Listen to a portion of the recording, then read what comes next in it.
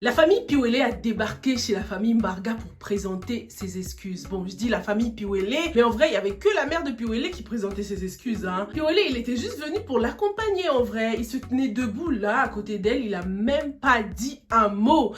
Dès que sa mère est arrivée, elle s'est tout de suite mise à pleurer. Elle s'est mise à genoux. C'était vraiment sincère, tu vois. J'ai cru que Piwele allait se mettre à genoux aussi à côté de sa mère, histoire qu'on sente qu'il est vraiment sincère, quoi, le mec. Rien du tout, les gars. Comme d'habitude, il y avait beaucoup d'arrogance dans sa façon d'être. Il s'est juste tenu là comme si ça ne le concernait pas, quoi. En tout cas, malgré toutes les pleurs et toutes les supplications de la mère de Piwele, la famille Mbarga a dit hell to the no, on ne vous pardonne pas. Dans un premier temps, ils ont refusé ce pardon, mais après, Benjamin a bien réfléchi, il a pris Hélène à côté et ils ont parlé, Il lui a dit bon, peut-être que cette situation, c'est un signe, c'est l'occasion pour nous de ne pas répéter les mêmes erreurs que Bill et Sophie, donc vaut mieux qu'on accepte leur pardon. Qu'est-ce que t'en penses, Hélène? Hélène, elle était plutôt d'accord avec son mari. Elle lui a dit que sa décision sera la sienne aussi, quoi. Donc, ils sont revenus parmi les Piwele pour leur dire, ok, c'est bon, on accepte votre pardon. Mais Passy était à côté. Dès qu'elle a entendu ça, elle s'est levée de sa chaise. Elle a dit, hors de question. Si vous acceptez de les pardonner, ça, c'est votre problème. Moi, en tout cas, je pardonne rien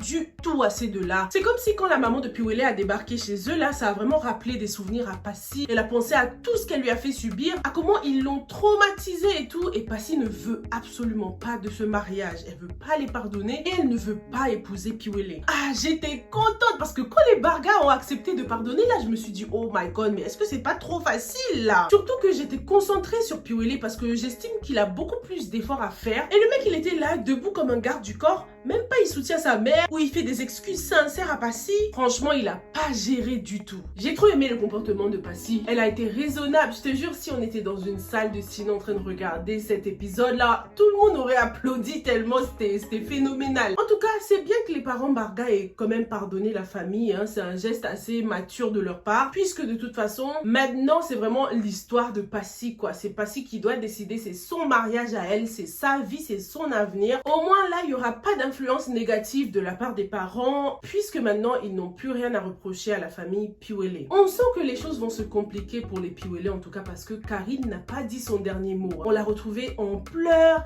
Elle est vraiment mal là. Elle n'arrive pas à croire qu'en même pas un an, elle est déjà divorcée.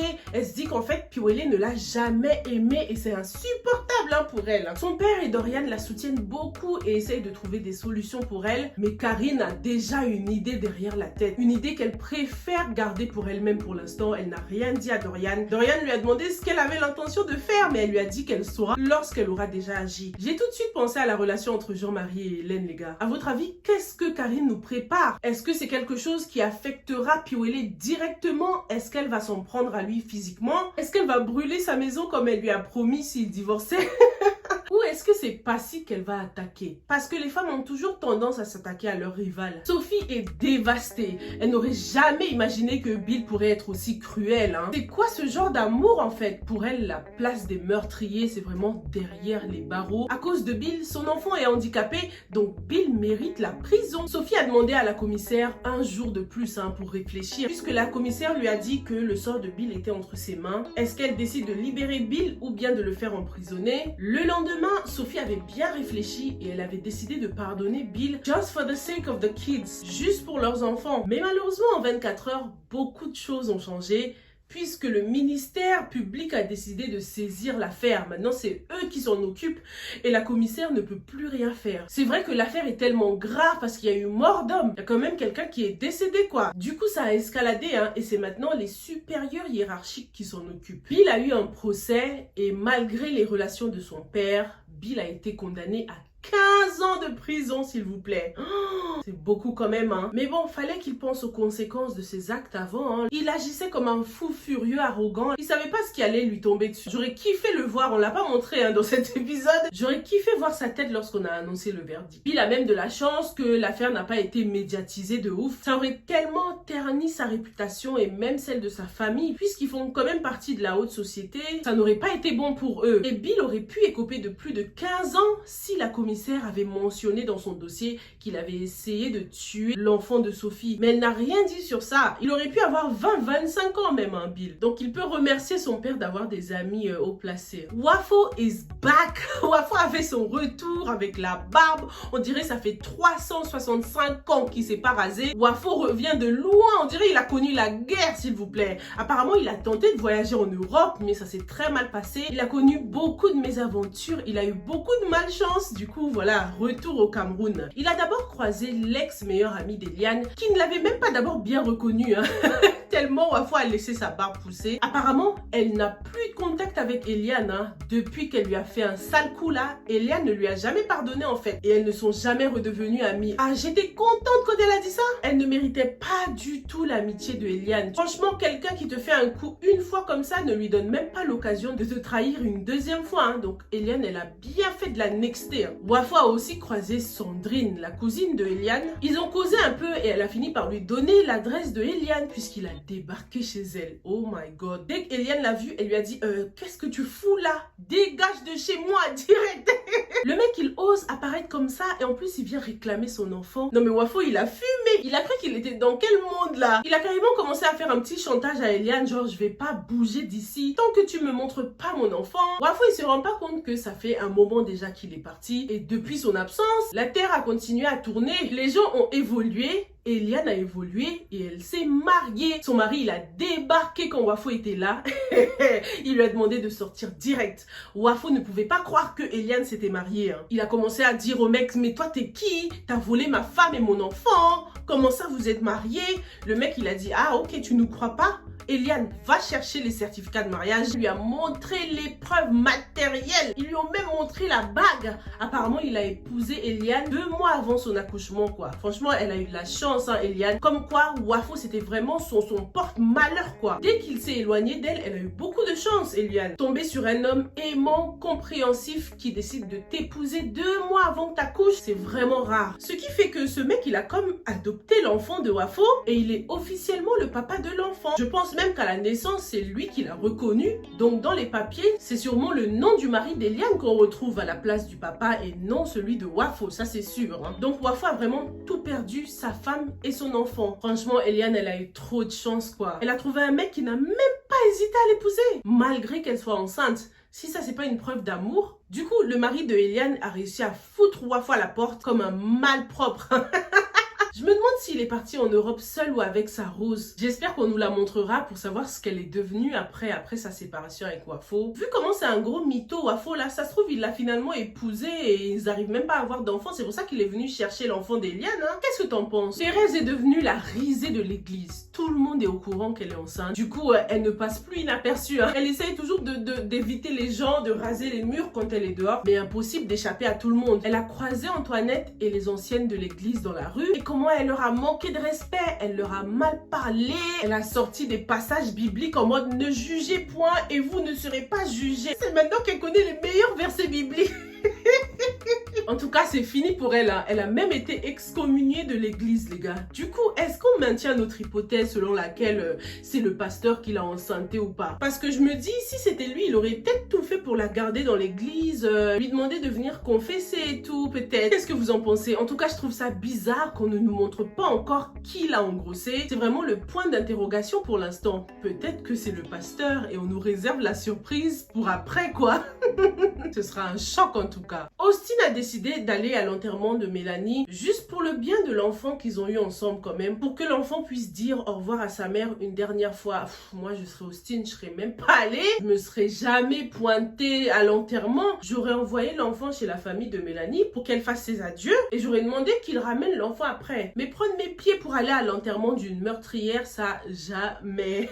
Il est donc en route pour l'enterrement avec sa fille et sa mère, contre la volonté de Kim qui ne voulait absolument pas qu'il y aille. Kim là, façon son ventre a poussé là, on dirait qu'elle va pas tarder à accoucher. Kim va peut-être accoucher lundi les gars, faut qu'on stay tuned. Mon gars le marabout.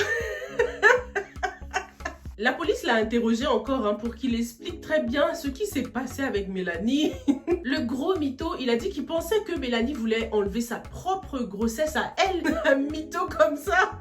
Malheureusement pour lui, la police a pu retracer son appel, hein, le dernier appel qu'il a eu avec Mélanie lorsqu'elle était sur le lit d'hôpital et qu'il lui demandait de se confesser d'avoir fait avorter l'enfant d'Austin. Ce qui veut tout dire quoi. Donc il savait très bien ce que Mélanie avait l'intention de faire. La police a promis de lui faire passer un sale quart d'heure hein, là-bas. Ils vont bien le malmener ce criminel. C'est cool en tout cas parce que dans ces 2 épisodes, on découvre que tous les méchants de l'histoire ont eu un sort mérité quoi. Que ce soit le marabout, que ce soit Bill qui a écopé de 15 ans, Paul et Kindy qui ont écopé de je crois 9 et 7 ans de prison. Ils ont tous payé cher donc c'est rassurant hein. Au moins on a une police compétente quoi les gars. Lisons vos commentaires les gars. On a Kevin Bolly qui nous dit « Cette série fait trop l'apologie des hommes. Ils passent leur temps à briser le cœur de leur compagne et lorsque le karma les rattrape, ils font semblant de s'humilier, pas par sincérité de sentiments, mais parce qu'ils sont au pied du mur. Piwele ne mérite pas de revenir avec Passy, ni même d'avoir ce 2e bébé. Bill ne mérite pas le pardon de Sophie. Austin alors, vulgaire comme le plastique de 25. Une femme belle et soumise comme Kim ne devrait pas le pardonner. La fin idéale aurait été que toutes ces femmes trouvent des hommes à leur valeur.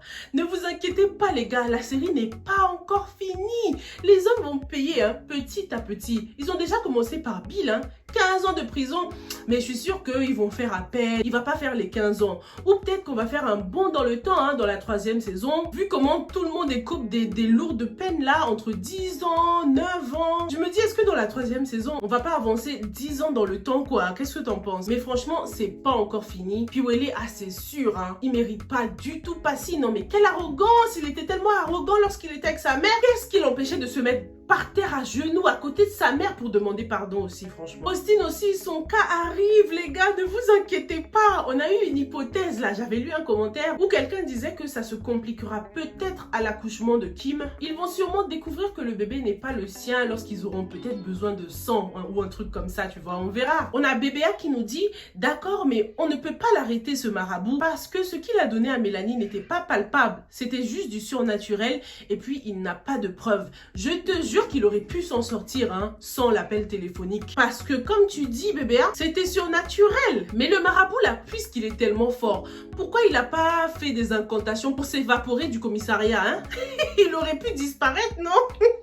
On a Géraldine Eclos qui nous dit « J'adore Muriel Lemeny, elle est trop belle. » Ouais, c'est clair, Passy, elle est très belle et j'adore son style dans la série. Elle nous régale avec ses looks et je trouve que c'est grave important hein, pour faire kiffer le téléspectateur. Chacun a ses raisons de regarder les séries et il y a certains qui regardent juste pour les looks des acteurs en fait, pour s'en inspirer, pour voir ce qui est tendance parce que les séries en général suivent les dernières tendances, ils sont toujours à la mode. Donc c'est aussi super important pour les personnages d'être à la mode. Cette série représente super bien la mode camerounaise. Hein, franchement, j'adore les tenues traditionnelles que portent certains acteurs. Je remarque aussi que les épisodes derniers vous ont frustré. Il y en a plein qui estiment que les hommes s'en sortent trop facilement dans la série, mais c'est fait exprès les gars. Lorsqu'on fait souffrir la femme, ça nous atteint beaucoup plus. On est beaucoup plus touchés. On a envie de se venger et c'est ça qui nous retient. Hein. C'est ça qui nous pousse à continuer à regarder la série en fait. Parce qu'on a envie que justice soit faite. On se donne rendez-vous lundi en tout cas. Peut-être que Kim va accoucher les gars, comme je l'ai dit, on verra bien. Rendez-vous lundi sans faute pour la suite, ok? Passez un super bon week-end. Stay safe and stay blessed. Bye!